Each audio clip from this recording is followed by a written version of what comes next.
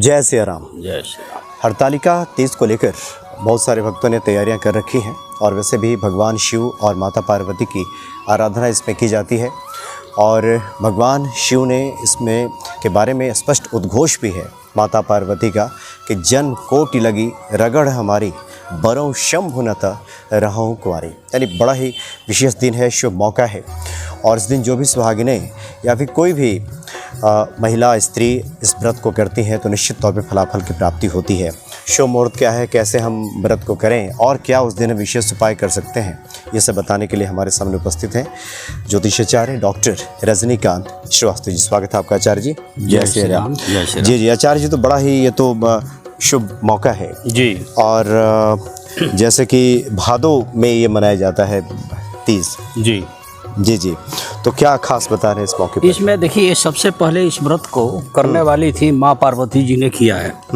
माँ पार्वती जी ने अखंड सुहाग के लिए इसको किया है। अच्छा। और इस व्रत की प्रचलन तब से शुरू हुई है कि माँ पार्वती ने इसकी प्रारंभ किया। इसके करने से औरतों का अखंड सुहाग होता है, उसके पति की उम्र बढ़ती है।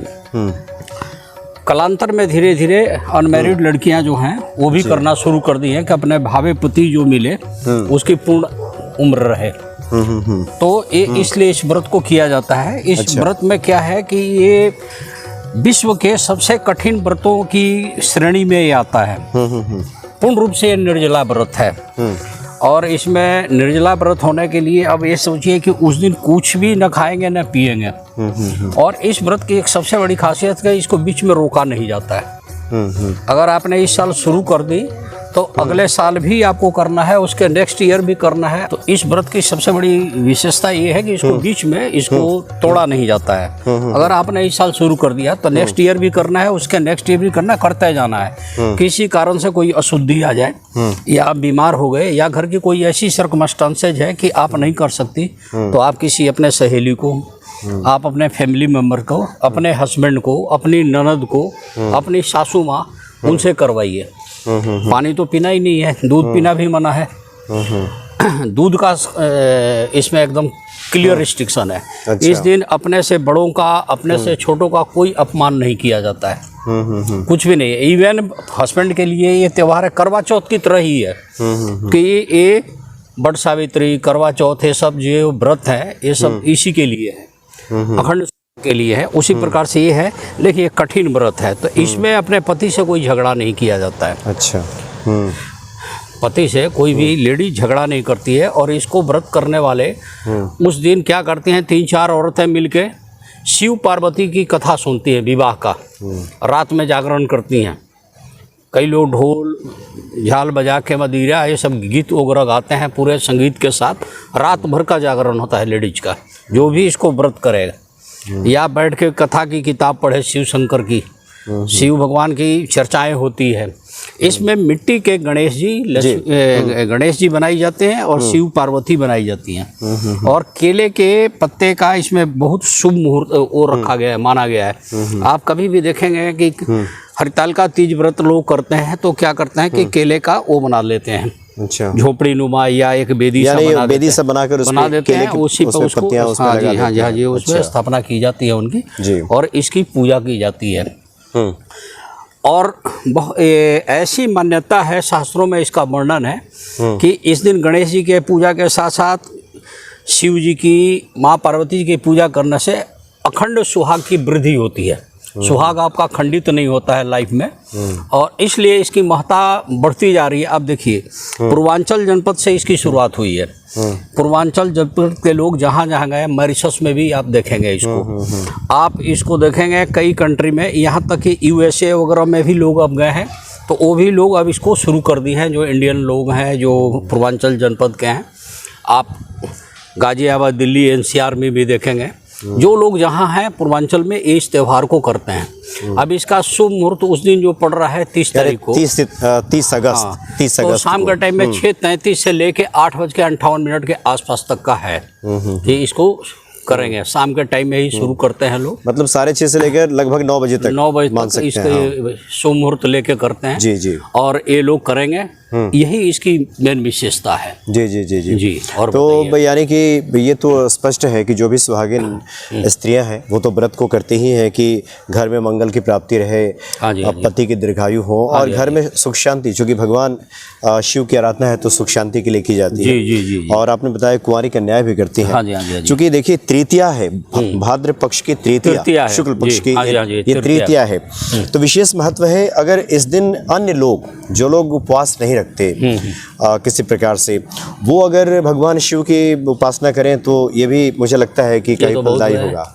नमो शिवाय, नमो शिवाय, नमो शिवाय, ओम जय शिव शंकर भोलेनाथ, हर हर जय माँ पार्वती, ये भी उच्चारण बड़े बुजुर्ग तो ऐसे भी करते हैं। तो ये तो अच्छी बात है, इसमें तो कोई बुराई नहीं है। और शिव शंकर जी की कृपा बनती है और तीनों लोग के स्वामी हैं। जी जी। तो आचार्य जी, इस दिन को लेकर के कोई विशेष उपाय अगर आपके कुछ और ध्यान में आ रहा हो जो अन्य लोगों के लिए, जो भगवान शिव से जुड़ा कुछ मैं तो यही कहूँगा कि उस दिन शिव चालीसा पढ़ें, शिव विवाह की कथा पढ़ें, शिव शंकर जी के विषय में कोई उनको कीर्तन याद हो, भजन याद हो तो उसको गाएं, और कुछ नहीं तो सत्यम शिवम सुंदरम परमपिता परमेश्वर शिव जी की स्मरण करें। बहुत अच्छी बात होगी।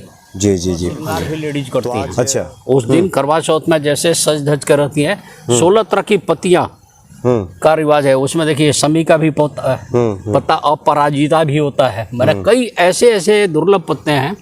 तुलसी के पत्ते शिव जी पर नहीं चढ़ाई जाती है, ये तो आपको भी पता है, लेकिन कई तरह के पत्ते हैं जो पवित्र पत्ते हैं, सब चीज़ चढ़ाई जाती हैं शिव जी को। उसमें उनकी वेदी आप देखेंगे, पूजा का तो मन खुश हो जाता है। जी जी। यानी कि जो महिलाएं इस व्रत को कर रही हैं, 30 अगस्त को शाम 6:33 से लेकर 8:51 तक, यानी लोग लगभग 9 बजे तक हाँ जी, हाँ जी, जी, ये शुभ मुहूर्त कर सकती हैं। जी। और ये बताने की आवश्यकता नहीं है कि जो भी स्त्रियां इस व्रत को करती हैं सुबह से निर्जला रहती हैं। और उत्तर प्रदेश का जो पूर्वी हिस्सा है, बिहार है, मध्य प्रदेश है, अब तो जहाँ जहाँ लोग हैं सब लोग करते हैं।